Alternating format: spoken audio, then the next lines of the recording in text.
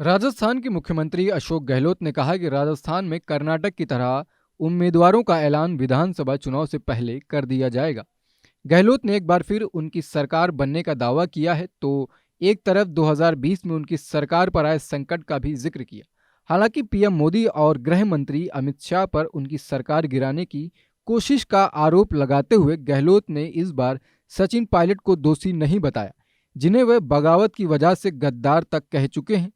गहलोत ने मनमुटाव से इनकार करते हुए कहा कि छोटे मोटे मनमुटाव तो हर पार्टी में होते हैं। कांग्रेस महासचिव केसी वेणुगोपाल की मौजूदगी में लोकसभा पर्यवेक्षकों और राजस्थान प्रदेश कांग्रेस कमेटी की राजनीतिक मामलों की समिति की बैठक के बाद गहलोत मीडिया से बात कर रहे थे। गहलोत ने कहा कि राजस्थान में विधानसभा चुनाव के लिए कर्नाटक मॉडल लागू किया जाएगा और उम्मीदवारों की एक सूची सितंबर के आखिरी सप्ताह या अक्टूबर के पहले सप्ताह में जारी की जाएगी। उन्होंने कहा, सबकी एक राय है, सब मिलजुल कर चुनाव लड़ेंगे। राजस्थान में कोई मनमुटाव नहीं है, मतभेद नहीं है।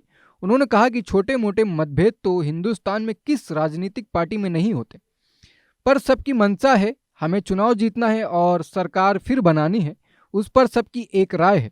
उन्होंने कहा कि राजस्थान के चुनाव केवल राजस्थान के नहीं हैं, ये चुनाव देश के भविष्य को लेकर हैं। गहलोत ने फिर कहा कि भारतीय जनता पार्टी भाजपा और उनकी सरकार गिराने की कोशिश थी, लेकिन यह जनता के आशीर्वाद से बच गई।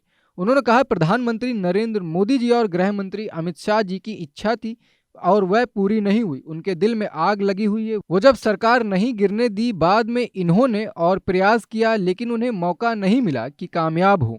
वो आग आज भी इनके दिलों में लगी हुई है कि वो बदला लेंगे। इस चुनाव में उन्होंने कहा, उसी रूप में मोदी जी इस साल 6 दौरे कर चुके हैं। अमित शाह जी कोई कमी नहीं छोड़ रहे हैं, योजनाएं और षड्यंत्र रच रहे हैं। गृह मंत्रालय में बैठकर हमें इसकी जानकारी है। कांग्रेस प्रभारी सुखजिंदर सिंह रंधावा ने कहा कि पार्टी जिताऊ उम्मीदवारों को टिकट देगी। उन्होंने कहा, कांग्रेस टिकट देने के लिए हमेशा जीतने की क्षमता और पार्टी के प्रति वफादारी देखी जाती है। उन्होंने कहा कि विधानसभा चुनाव में पार्टी उम्मीदवारों की पहली सूची सितंबर के आखिरी या अक्टूबर के पहले सप्ताह में आने की उम्मीद है।